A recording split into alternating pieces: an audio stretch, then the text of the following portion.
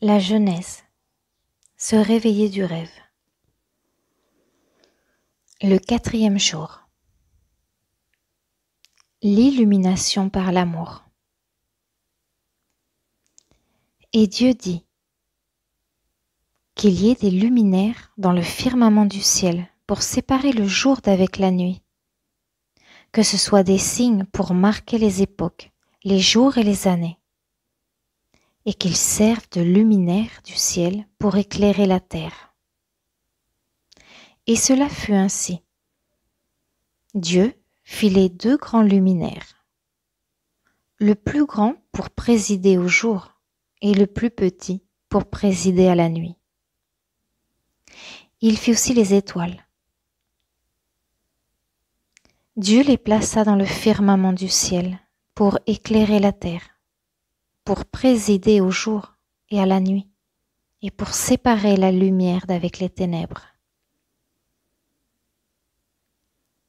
Dieu vit que cela était bon. Ainsi, il y eut un soir et il y eut un matin. Ce fut le 4e jour. Genèse, chapitre 1, versets 14 à 19.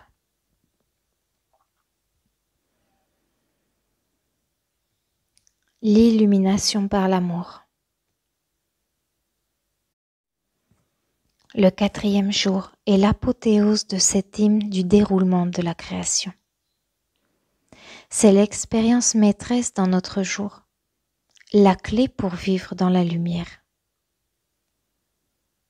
Dans le maintenant toujours présent, il y a illumination complète, révélant le rythme de l'ordre de l'univers, y compris toutes les manifestations de lumière et d'amour.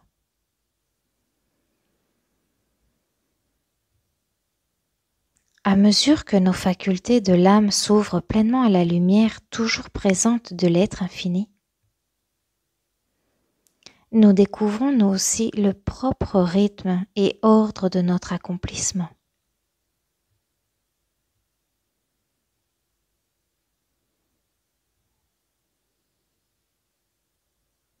Souvenez-vous que ces versets n'ont rien à voir avec le système solaire en tant que tel. Le soleil, la lune et les étoiles ne sont que des symboles d'une profonde signification mystique. Les anciens parlaient symboliquement du soleil comme soleil de justice qui faisait pousser toutes choses en produisant des fruits spirituels.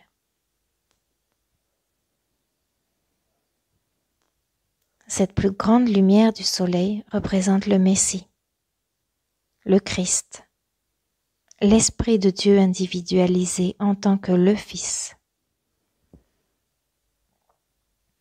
Tout comme la chaleur et la lumière du soleil font tout fructifier, de même le Fils de Dieu ouvre notre conscience à l'omniprésence du bien fini. Et nous portons les riches fruits de l'Esprit.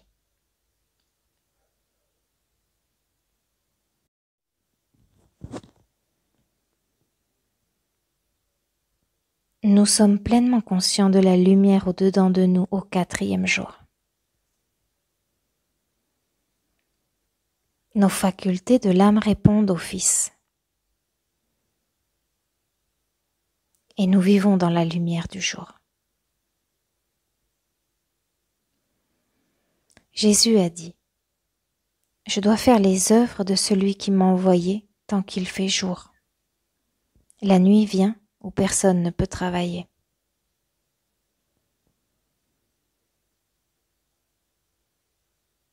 Nous ne pouvons travailler que lorsque notre perception consciente est gouvernée et éclairée par la lumière de Je suis.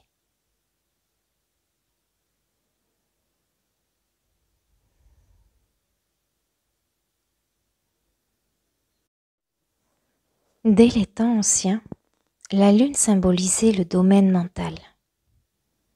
Ici, elle signifie le mental éclairé, qui préside à la nuit, c'est-à-dire la conscience humaine. Le mental éclairé est une loi d'harmonie pour toutes les relations dans le monde de l'effet. Ici, le symbolisme est très beau. De même que la lune, en réfléchissant la lumière du soleil, éclaire la nuit, de même le mental, en réfléchissant la vérité de l'unicité, illumine la compréhension obscurcie. De même que la lune, en réfléchissant la lumière du soleil, éclaire la nuit, de même le mental, en réfléchissant la vérité de l'unicité, illumine la compréhension obscurcie. Tout comme il n'y a qu'un soleil et une lune pour la terre, il n'y a qu'un Fils et qu'un mental inconditionné et pur.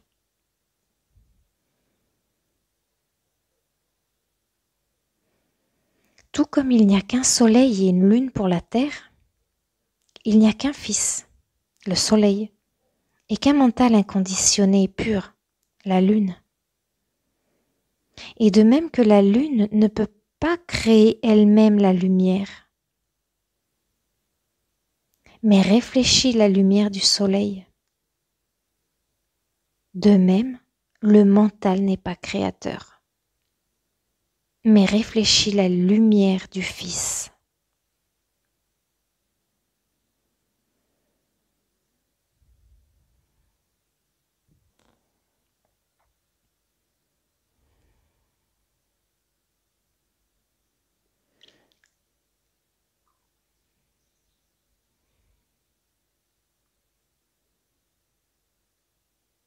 Les ténèbres de l'ignorance ne peuvent pas empiéter sur ceux qui ont un entendement éclairé, parce qu'ils sont une loi pour eux-mêmes. Nous sommes notre propre lumière intérieure quand nous nous tournons au-dedans et faisons face au soleil de justice.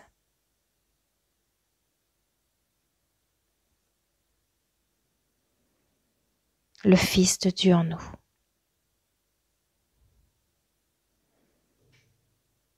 Le Christ Jésus avait le mental illuminé, qui réfléchissait la vérité et l'amour. Il a révélé : je suis la lumière du monde. Celui qui me suit ne marchera pas dans les ténèbres, mais il aura la lumière de la vie. Quand nous comprenons que la fonction du mental est de réfléchir la lumière du Fils, nous sommes une lumière, parce que nous maintenons notre esprit fixé sur Dieu.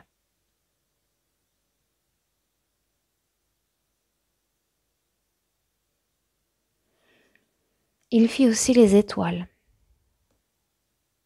Jésus a dit : je suis la racine et la postérité de David, et l'étoile brillante du matin. Que signifie cette référence à David ? En particulier le rapport avec l'étoile. Le point spirituel important ici est que David s'identifiait à son individualité divine.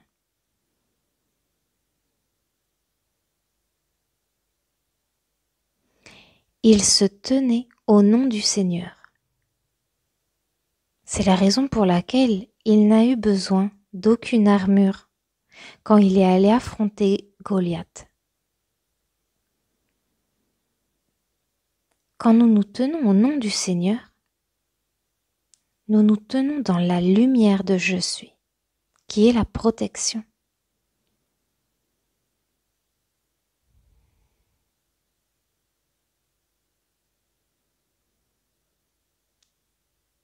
Dans la lumière de je suis, le pouvoir temporel s'évanouit. Tout comme l'obscurité disparaît là où il y a la lumière.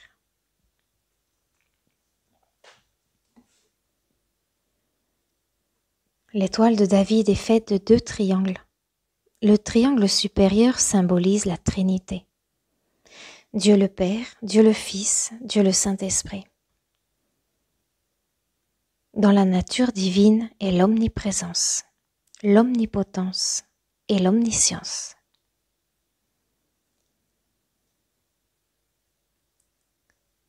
Le triangle inférieur symbolise l'être individuel, l'âme, l'esprit et le corps. Lorsque nous prions seulement avec des mots et des pensées et que nous ne réussissons pas à entrer dans la matrice du silence, nous ne ressentons pas l'esprit et nous n'avons pas non plus la confiance nécessaire pour nous tenir au nom du Seigneur. Il y a en nous un sentiment de séparation et les deux triangles paraissent séparés.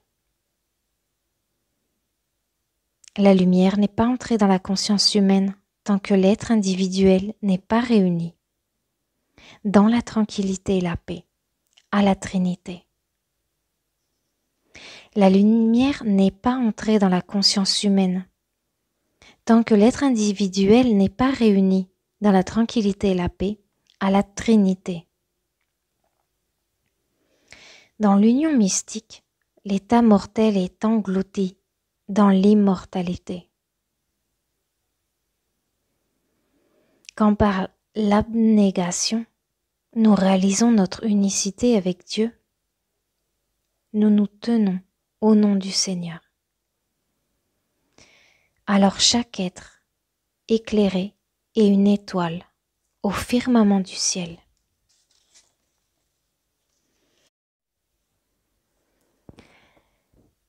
Vivre le 4e jour. Le soleil ne sera plus ta lumière de jour, et la clarté de la lune ne t'éclairera plus. Mais le Seigneur sera pour toi une lumière éternelle, et ton Dieu, ta gloire. Isaïe, chapitre 60, verset 19.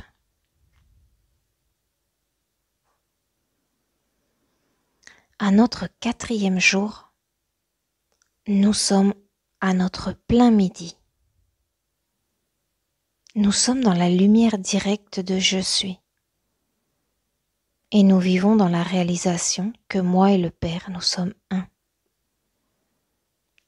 Non pas seront, mais un maintenant. Quand nous nous tenons dans la pleine gloire de Je suis ce je suis,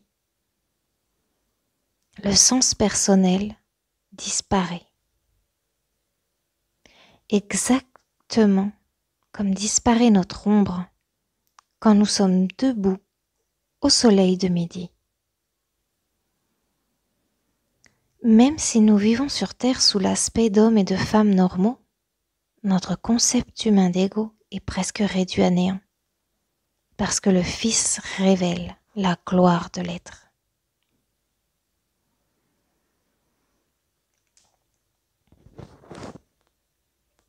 Il n'y a qu'un seul corps.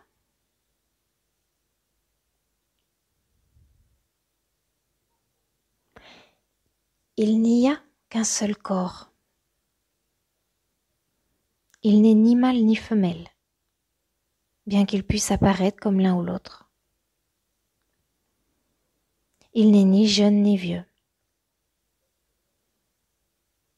Et il n'occupe pas non plus de temps ou d'espace. Le corps vu avec la vision spirituelle est l'expression de l'âme et ne peut réfléchir que la beauté de l'âme. Il n'y a qu'un seul corps. Nous n'avons jamais vu le corps spirituel de l'homme ou de la femme au moyen de la vision humaine.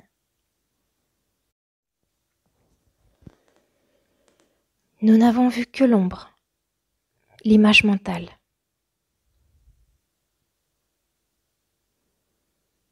Nous n'avons jamais vu un chien ou un chat.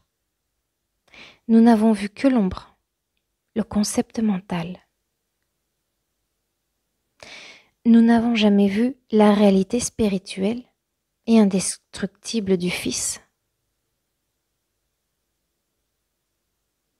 Mais en nous tenant dans la lumière, l'ombre de l'état mortel et son monde de concepts disparaissent, et l'illumination spirituelle révèle la forme divine du Fils.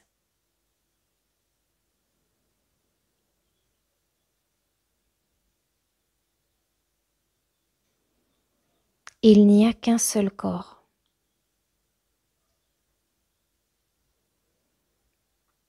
Et nous ne l'avons jamais vu.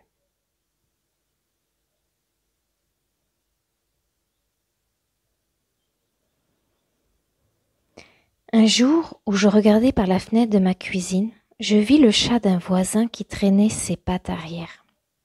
Pendant que je voyais cette image, la voix intérieure de la vérité déclara : « Tu n'as jamais vu un chat. » Instantanément, j'admis que je n'avais jamais vu l'idée spirituelle d'un chat, mais seulement le concept humain. En accord avec cette vérité, et en me tenant paisiblement dans le silence intérieur de je suis, je fus capable d'oublier le chat blessé.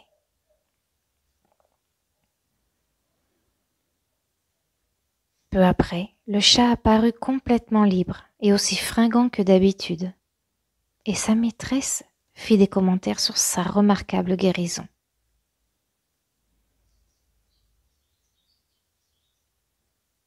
Dieu n'est pas une abstraction.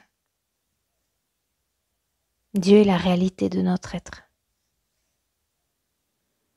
Et quand nous voyons avec la vision spirituelle, nous voyons l'harmonie.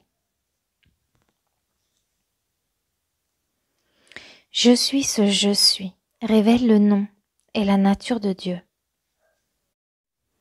Et ceci est notre réalité, qui est toujours en fonctionnement maintenant. La Trinité de l'être, Dieu le Père, Dieu le Fils, Dieu le Saint-Esprit, est un.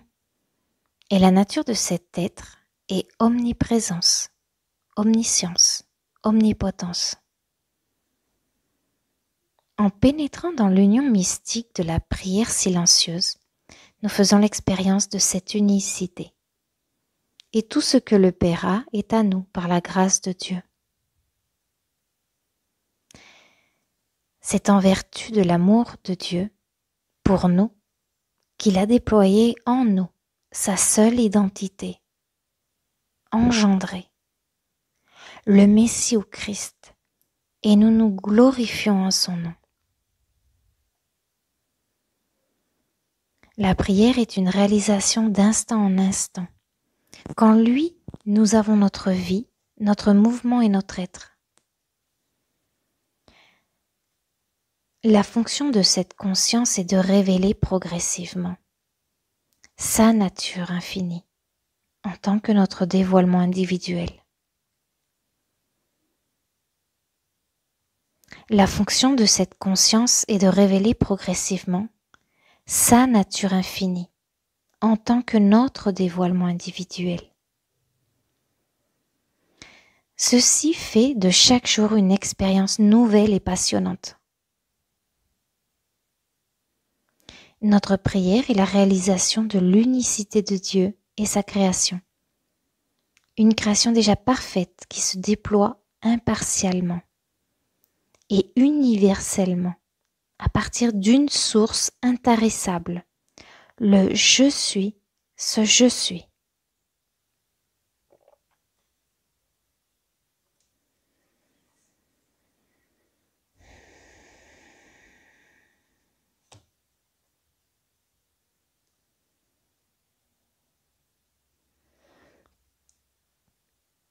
Pendant qu'il y a un individu qui réalise son unicité, la lumière brille.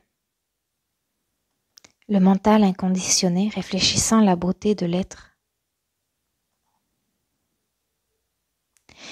Quand notre relation avec notre individualité intérieure est harmonieuse et paisible, nous maintenons automatiquement une relation harmonieuse avec l'individualité de notre prochain. Car il n'y a qu'une seule individualité. Nous aimons notre prochain, non comme notre prochain,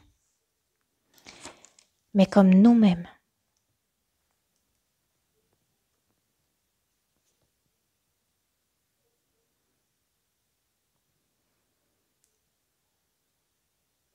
Si nous marchons dans la lumière, comme il est lui-même dans la lumière, nous sommes mutuellement en communion.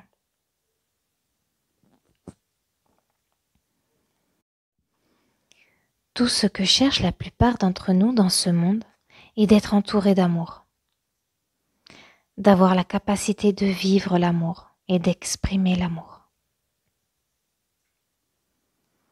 En recherchant un sentiment de plénitude, de satisfaction et d'amour à l'extérieur de nous-mêmes, nous sommes incapables d'aimer vraiment.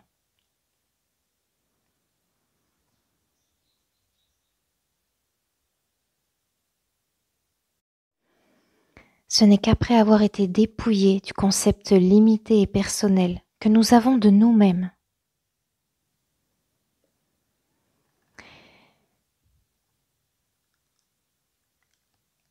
et avoir pu contacter le centre spirituel de notre être en méditation, que nous pouvons faire l'expérience de l'amour et de ses nombreuses facettes.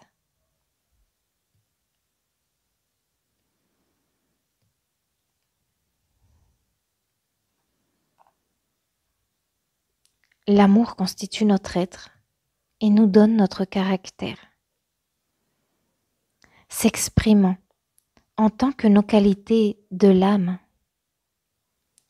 le pardon, la gentillesse affectueuse, la sagesse et la compréhension.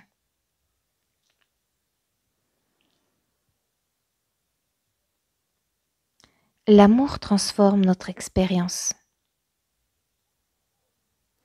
notre corps et notre monde.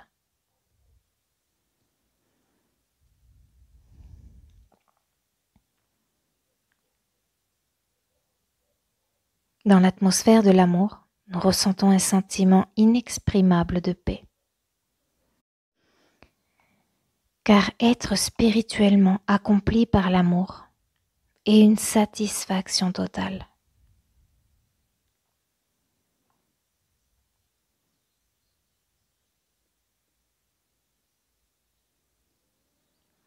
Bien que nous ne ressentions pas habituellement ce flux d'amour d'une façon matérielle, il s'écoule effectivement de nous et nous ressentons la liberté accompagnant cet amour qui pardonne tout.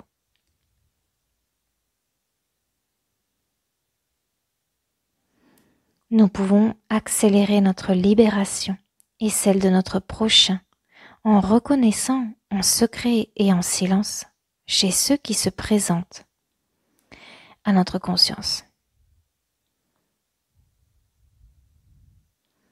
Je sais qui tu es. Tu es l'image de l'amour. La substance et l'activité de ton être est l'amour irrésistible, qui est omniprésent en tant que ta nature et ton caractère éternel. Je sais qui tu es. Tu es l'image de l'amour.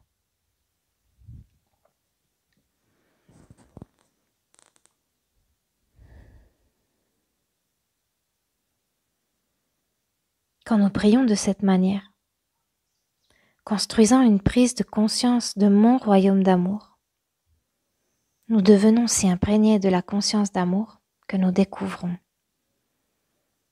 Avant qu'ils m'invoquent, je répondrai. Avant qu'ils aient cessé de parler, j'exaucerai. Réfléchissez aux capacités de ceux qui s'identifient à la conscience Christ, à la conscience filiation. Un individu désintéressé qui a la réalisation de Dieu et une transparence à travers laquelle l'amour agit pour soutenir un ministère qui peut nourrir les affamés, guérir les malades, réconforter les affligés et réveiller la compréhension endormie.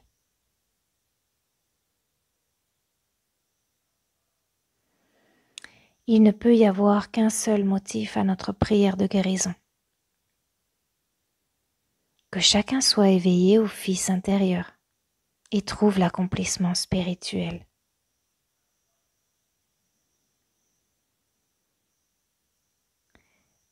Notre rôle est de rendre chacun libre d'être gouverné spirituellement. Lorsque nous méditons jour et nuit, libérant la paix intérieure, cette influence silencieuse et sacrée de vérité et d'amour pénètre dans la conscience humaine, abolissant toute résistance au gouvernement de Dieu. Lorsque nous méditons jours et nuits, libérant la paix intérieure, cette influence silencieuse et sacrée de vérité et d'amour pénètre dans la conscience humaine, abolissant toute résistance au gouvernement de Dieu.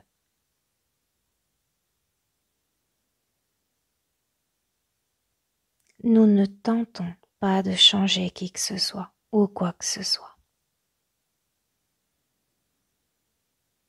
Notre fonction est seulement de réfléchir la lumière de l'amour.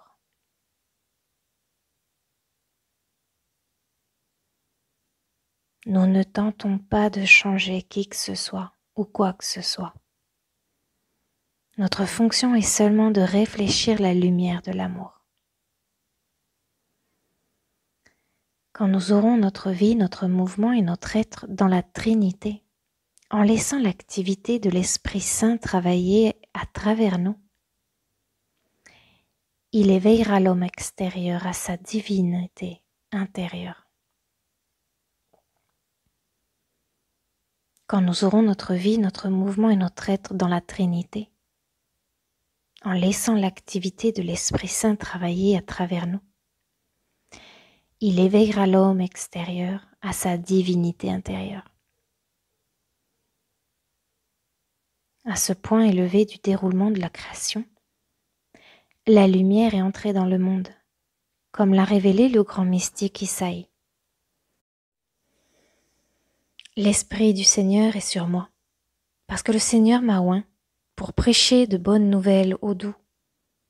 Il m'a envoyé pour panser ceux qui ont le cœur brisé, pour proclamer la liberté aux captifs et l'ouverture de la prison à ceux qui sont prisonniers, pour consoler tous ceux qui sont en deuil, pour transmettre à ceux qui sont en deuil à Sion, pour leur donner la beauté au lieu des cendres, l'huile de joie au lieu du deuil, le vêtement de louange au lieu de l'esprit de lassitude, afin qu'ils puissent être appelés arbres de rectitude, le plan du Seigneur, pour qu'il soit glorifié.